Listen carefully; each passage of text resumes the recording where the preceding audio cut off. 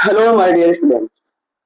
मैं स्वतंत्रता और बहुत लंबे समय के बाद मैं आप सभी लोगों के सामने आ रहा हूँ। और इसी के साथ साथ यदि मैं बात करूँ तो मैं सोशल साइंस यानी सामाजिक विज्ञान का टीचर हूँ। और समय गवाए बिना मैं आप लोगों को डेली जो है वीडियोज प्रोवाइड कराता रहूँगा। और मेरी पूरी कोशिश है कि साथ में नोट्स और पीडीएफ भी सेंड करते रहूँ, और इसके साथ साथ आप लोगों का जो भी रिक्वायरमेंट हो उसे मैं कंप्लीट कर सकूँ। और मैं डेली अब वीडियो आपका बनाते रहूँगा। आज स्त्रीगण नमक हो गया हमारे चैप्टर फर्स्ट का, और चैप्टर फर्स्ट हम लोग देखते हैं। लेट्स बिना समय गवाए आइए हम लोग कुछ देखते हैं। तो पहला चैप्टर है resource and development. Resource resource and development development तो आइए देखते हैं हम लोग रिसोर्स एंड डेवलपमेंट के बारे में। तो सबसे पहली बात आती है भाई हमारी की व्हाट इज द रिसोर्स। सबसे पहली बात आती है रिसोर्स होता है क्या, what is the resource. Resource की यदि हम बात करें तो resource is the Hindi means of संसाधन। संसाधन का मतलब होता है कि इस पूरे एटमॉस्फेयर में जो भी चीज हमारी बेसिक नीडेड को कंप्लीट करता हो वो कहलाता है रिसोर्स। इट मीन्स यदि हम देखें तो पीने के लिए पानी, खाने के लिए फूड, और इसी के साथ साथ यदि हम बात करें तो बैठने के लिए चेयर।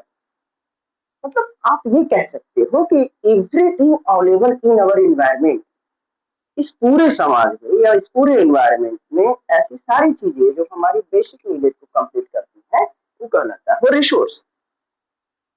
तो कहने का अर्थ ये है कि everything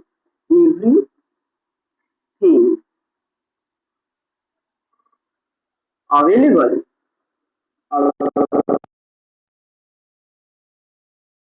our environment thing available in our environment which can satisfy our basic needs. It provides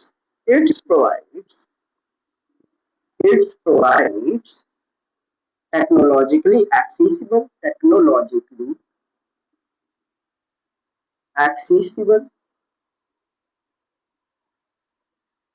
culturally acceptable,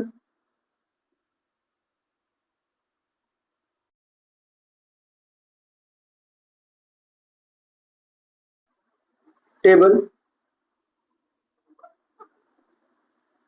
and economically feasible,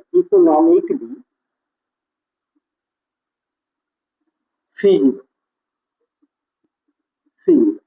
Each called resources. Each called resource.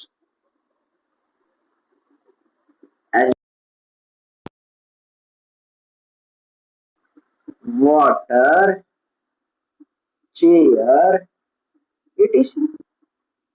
तो कहने का अर्थ क्या है, कहने का अर्थ क्या है, देखिए समझिए। Everything available in our environment which can satisfy our basic needs, it provides technologically accessible, culturally acceptable and economically feasible is called a resource। मतलब मतलब ये है कि एवरीथिंग अवेलेबल, प्रत्येक यानी एवरीथिंग अवेलेबल इन अवर एनवायरनमेंट, हमारे एनवायरनमेंट में, हमारे वातावरण में जो भी चीजें हैं, एवरीथिंग अवेलेबल, जो भी चीजें अवेलेबल है वो विच कैन सेटिस्फाई, जो हमें क्या कर सकती है, सेटिस्फाइड करती है। क्या सेटिस्फाइड करती है, बेसिक नीड को। क्या सेटिस्फाइड करती है, बेसिक नीड को। एग्जाम्पल, पीने के लिए पानी, बैठने के लिए चेयर, टेबल, कुर्सी, मेज, फैन, ये सब क्या है, हमारी जरूरत है। तो जरूरत के हिसाब से जो हमारी जरूरत को कंप्लीट करता है उसे हम क्या कहते हैं, रिसोर्स। लेकिन इसमें इसमें इट प्रोवाइड्स टेक्नोलॉजिकली एक्सेसिबल का मतलब होता है ऐसे रिसोर्सेज जो हम टेक्नोलॉजी की मदद से निकालते हो वो रिसोर्स होता है। एंड कल्चरली एक्सेप्टेबल, और जो हमारे धार्मिक सभ्यता के अनुसार एक्सेप्टेबल हो। मतलब अब जैसे चेयर है, चेयर बैठने में आता है, तो आप भगवान के सामने शेयर थोड़ा मिट हो। इसके बाद यदि बोले एंड इकोनॉमिकली फिजिबल, और ऐसी सब्सटेंस या ऐसे रिसोर्सेज जिन्हों बेचने पर कुछ इनकम होता हो, मतलब हम कह सकते हैं कि technologically accessible, culturally acceptable and economically feasible is called resources. अब हम आपसे एग्जाम्पल में समझाएं तो ये बोले कि आप मान लीजिए जो है, आप मान लीजिए कि प्रॉपर तौर से यदि हम बात करें तो आप ये कह सकते हो कि मान लो किसी टेम्पल के नीचे आपको पता चला कि सोना है, इस टेम्पल के नीचे आपको पता चला कि सोना है, तो आप टेम्पल के नीचे आपको पता चला सोना है, तो आप टेम्पल के नीचे कितनी क्वांटिटी में सोना है ये नहीं पता है, आपको बस ये पता चला कि टेम्पल के नीचे सोना है। आपने टेम्पल को तोड़ दिया, तोड़कर सोना निकाला, माइनिंग किया, माइनिंग करके सोना निकाला और निकला 8 किलो सोना, तो कोई मतलब है इस रिसोर्स का। आपने कल्चरली एक्सेप्टेबल का मतलब होता है धार्मिक चीजों को, मतलब धार्मिक मान्यता को भी मानना पड़ेगा ना आपको। रिसोर्स का मतलब होता है कि everything available in our environment which can satisfy our basic need, it provided technologically accessible, culturally acceptable and economically feasible is called resource. मतलब इस एटमॉस्फेयर में सारी चीजें जो हमारे बेसिक नीड को कंप्लीट करती हो वो कहलाता है रिसोर्स। बस अंतर ये है कि ये टेक्नोलॉजिकली फीजिबल, ऐसे टेक्नोलॉजिकली एक्सेसिबल होना चाहिए, मतलब टेक्नोलॉजी की मदद से आप निकाल सके, और कल्चरली एक्सेप्टेबल होना चाहिए, मतलब धार्मिक मान्यताओं के अनुसार एक्सेप्टेबल होना चाहिए, और बेचने पर पैसा प्राप्त होना चाहिए, वो कहलाता है resource. I understand, I hope आप सब लोगों को ये चीज समझ में आई होगी। आगे देखते हैं। नेचर से, नेचर से आपने किसी रिसोर्स को निकाला टेक्नोलॉजी के माध्यम से, टेक्नोलॉजी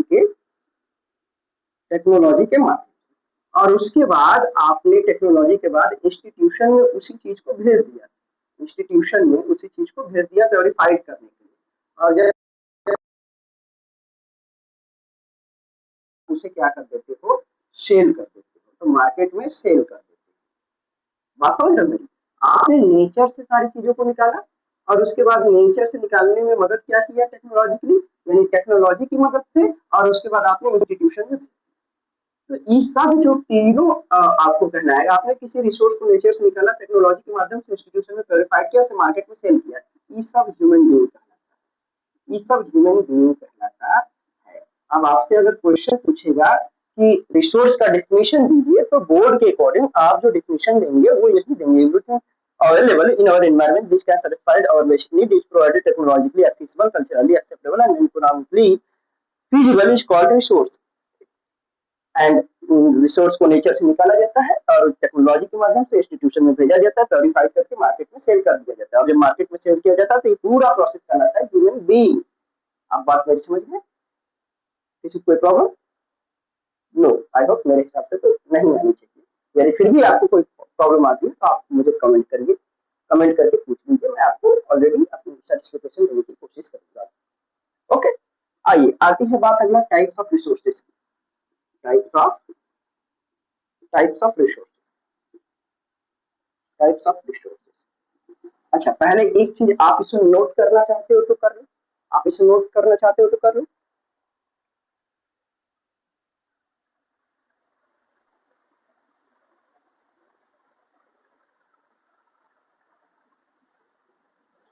ठीक है, आगे देखते हैं, let's come to the point.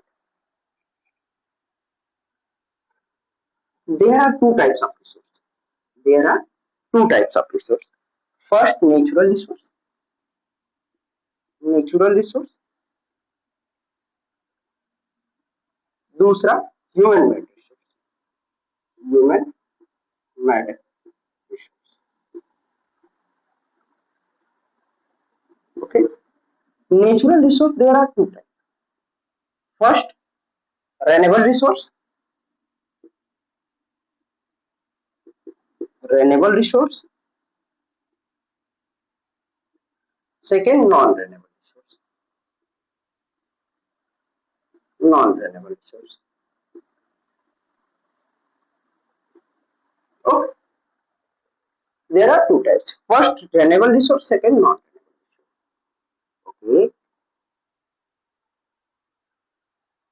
human made are two types of resources। पहला quantity based,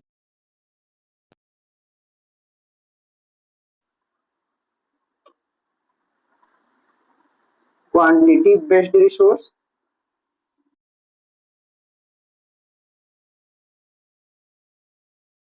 quality based resource, quality based resource, quality based resource. Renewable resource are two type. पहला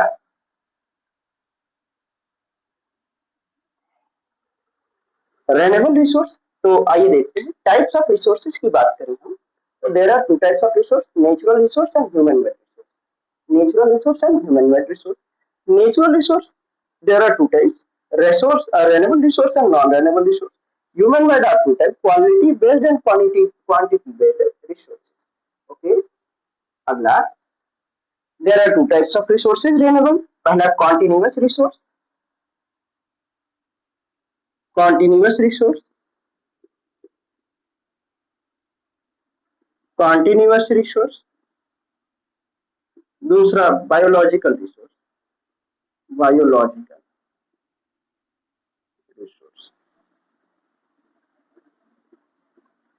there are two types, पहला wildlife,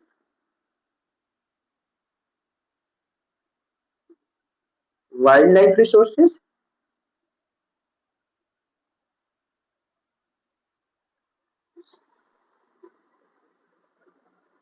दूसरा natural vegetation, natural vegetation, vegetation। non-renewable are two types, पहला recycle resource,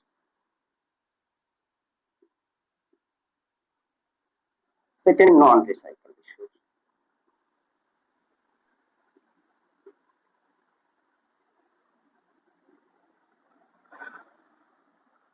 once again I said, please आप इसे एक बार note कर लो, फिर उसके बाद मैं आगे समझाता हूँ।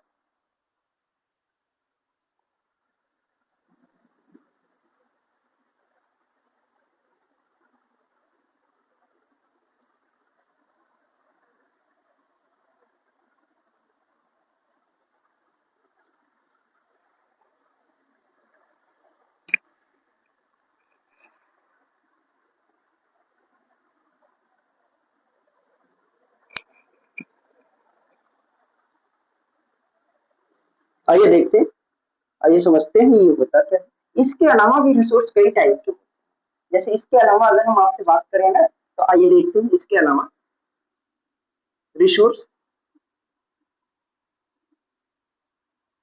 पहला होता है on the basis of, on the basis of, on the basis of, और on the basis of exhaustibility.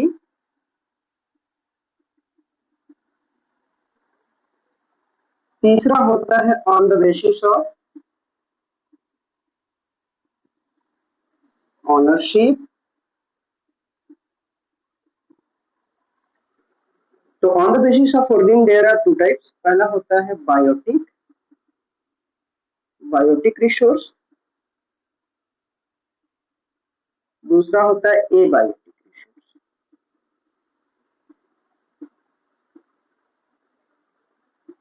इसके बाद ये दो तरीके का होता है एग्जॉस्टिबिलिटी के आधार पे। पहला होता है रेन्यूएबल रिसोर्स, दूसरा नॉन रेन्यूएबल।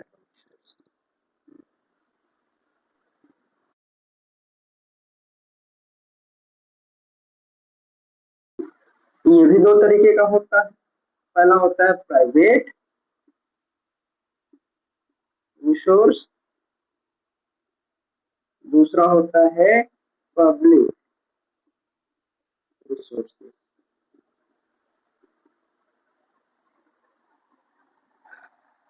ओके,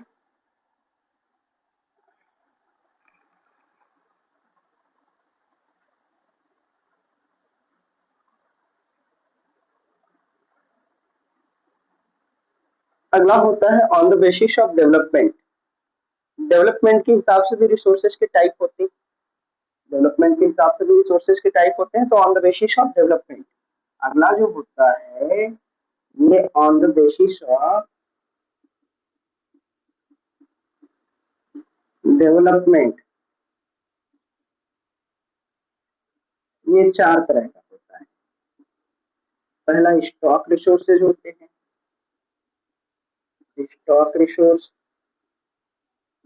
दूसरा जो होता है ये नेशनल रिसोर्स होता है, नेशनल रिसोर्स।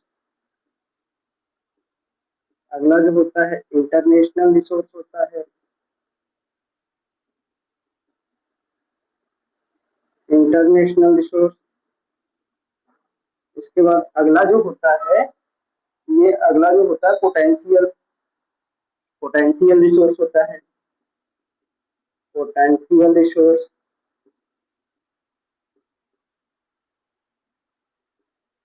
पोटेंशियल रिसोर्स होता है।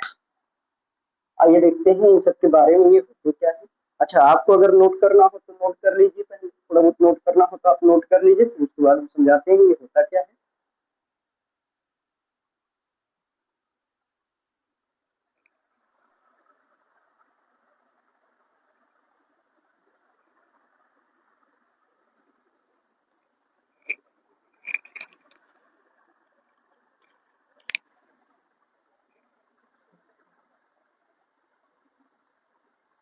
देखिए, नेचुरल रिसोर्स का मतलब होता है,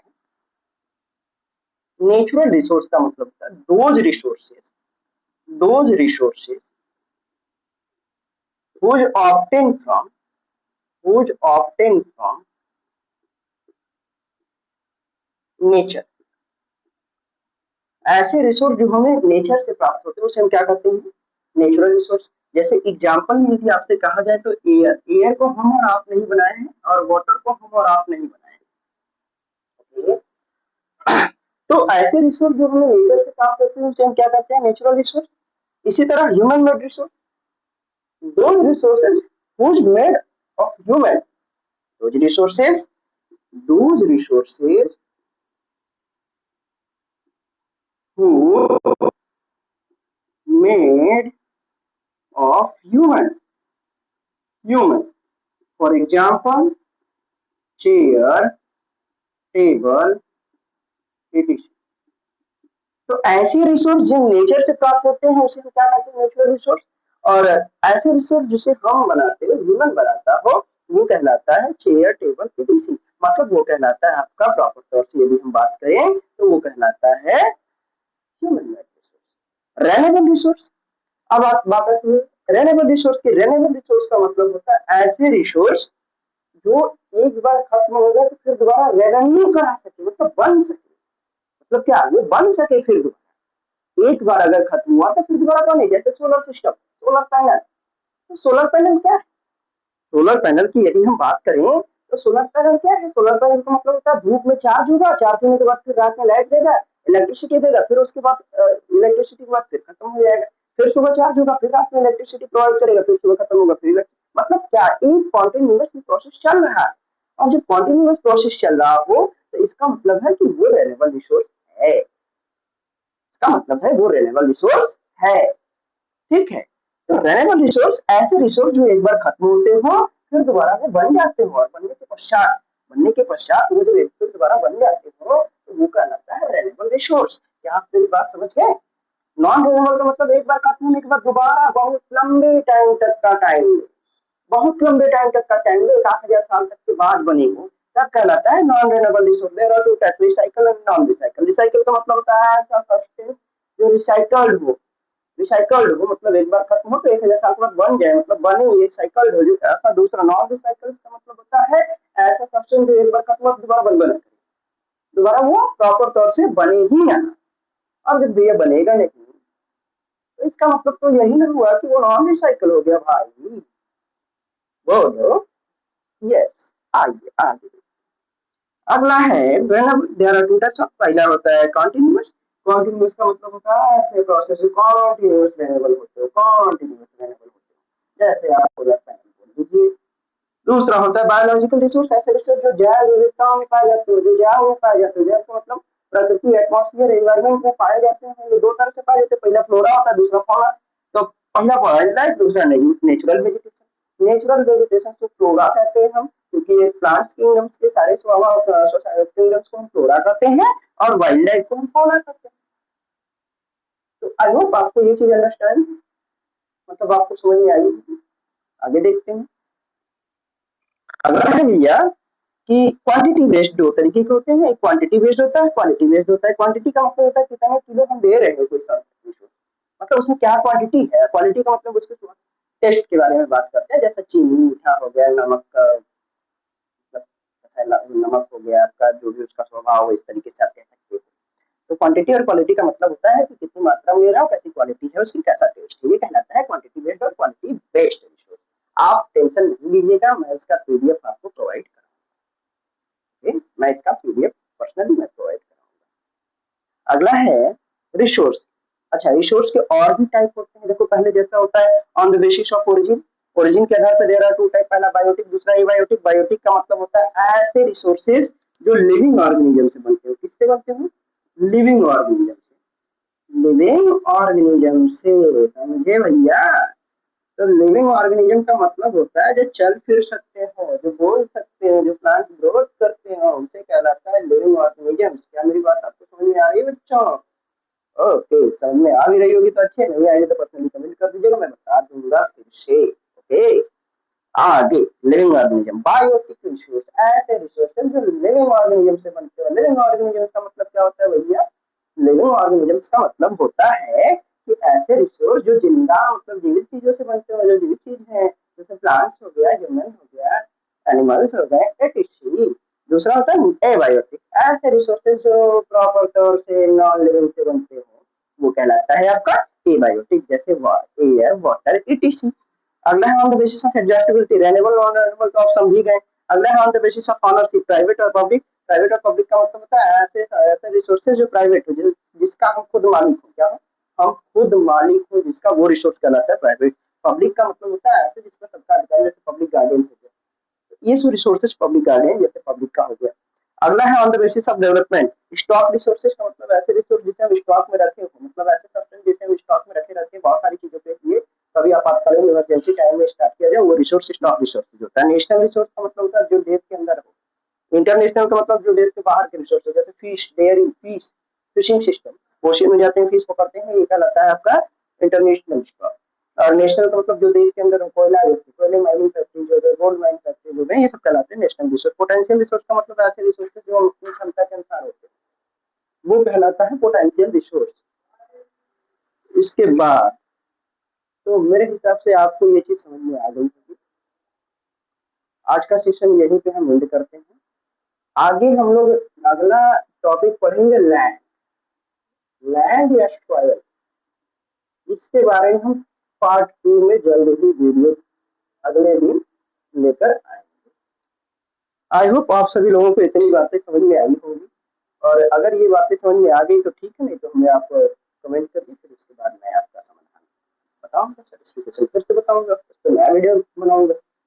तो नेक्स्ट पार्ट के लिए मिलते हैं, bye bye, ta ta. Next part के लिए पार्ट 2 सॉइल फॉर्मेशन के बारे में बात करेंगे, लैंड्स के बारे में बात करेंगे। तो इसके लिए जो है नेक्स्ट वीडियो में मिलते हैं। यदि आपको वीडियो मुझे अच्छी लगे तो भाई थोड़ा सा हेल्प करिएगा। आप सभी लोग अभी तो नया नया चैनल पे अपलोड कर रहे हैं, तो थोड़ा हेल्प करिएगा अगर वीडियो अच्छी लगे।